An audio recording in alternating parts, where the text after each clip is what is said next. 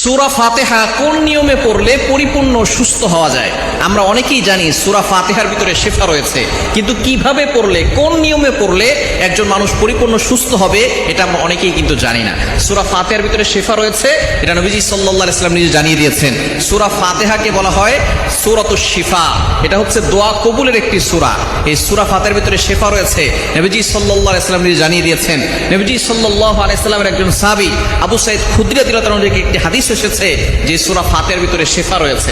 একবার নবীজি সাল্লাল্লাহু আলাইহি ওয়াসাল্লামের কিছু সৈন্যবাহিনী তারা যুদ্ধের ময়দানে গিয়েছে, সেখান থেকে ফেরার পথে তখন তারা একটা এলাকা দিয়ে যাচ্ছিল, তাদের খুব ক্ষুধা লেগেছিল।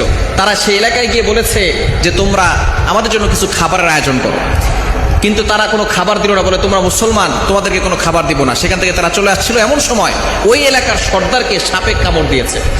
এখন তাদের কাছে কোনো চিকিৎসা নেই, কোনো চিকিৎসক নেই। তারা কি করেছে, তারা বলা শুরু করেছে ওই যে একটা কাফেলা কিছুক্ষণ আগে আসলো, তাদের কাছে কোনো চিকিৎসক থাকতে পারে। তারপরে সে চিকিৎসককে ডাকা হয়েছে, তাদেরকে বলা হয়েছে যে আমাদের সর্দারকে সাপে কামড় দিয়েছে, যদি আপনি একটু চিকিৎসা করে দিতেন। তখন মুসলমানদের যে লিডার ছিল তিনি বলেছেন, যদি আমি চিকিৎসা করি তাহলে কিন্তু আমাদেরকে এক পাল ছাগল দিতে হবে, কারণ তোমরা আমাদেরকে কিছুক্ষণ আগে খাবার দেওয়া নাই। বলে যে ঠিক আছে, আমরা এক পাল ছাগল আপনাদেরকে দিব। তখন সেই কাফেলার সর্দার যিনি ছিলেন, তিনি সূরা ফাতিহা 7 বার পড়ে সেই সাপের যেখানে কামড় দিয়েছে সেখানে ফু দিয়েছে। আল্লাহ পাক রব্বুল আলামিন সাপের বিষটাকে পানি বানিয়ে দিয়েছেন। শেষ পর্যন্ত তারা এক পাল ছাগল নিয়ে নবীজির কাছে গিয়েছেন, নবীজি সাল্লাল্লাহু আলাইহি ওয়াসাল্লাম তাদেরকে সেগুলো খাওয়ার অনুমতি দিয়েছেন। সুতরাং এই সূরা ফাতিহার ভিতরে শিফা রয়েছে। আপনি কিভাবে পড়বেন? আপনি ওযু করে, যত বড় কঠিন অথবা জটিল রোগ হোক না কেন, আপনি প্রথমে 3 বার ওযু করে 3 বার দুরূদ শরীফ পড়বেন।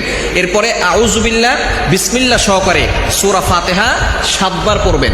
এরপরে আবারও 3 বার দুরূদ শরীফ পড়বেন। এরপরে আপনি এক গ্লাস পানিতে ফু দিয়ে ওই পানিটা আপনি খাবেন।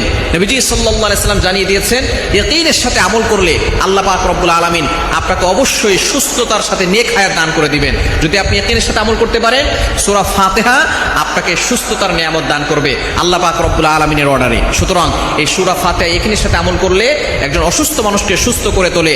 আমরা বেশি বেশি করে সূরা ফাতিহার আমল করার চেষ্টা করি।